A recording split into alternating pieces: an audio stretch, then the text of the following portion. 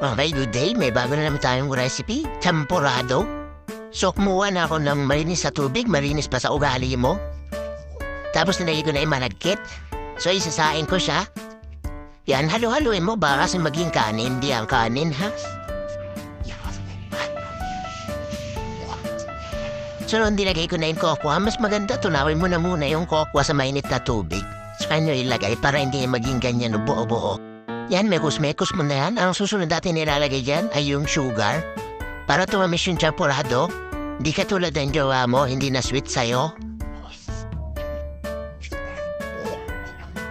Halo-haluin mo lang yan para hindi mamoo. So ito na, nilagay ko na yung gatas. Yan, kung pwede yung merienda, merienda o kaya almusal. Nasa sa'yo na yan, bahala ka sa buhay mo.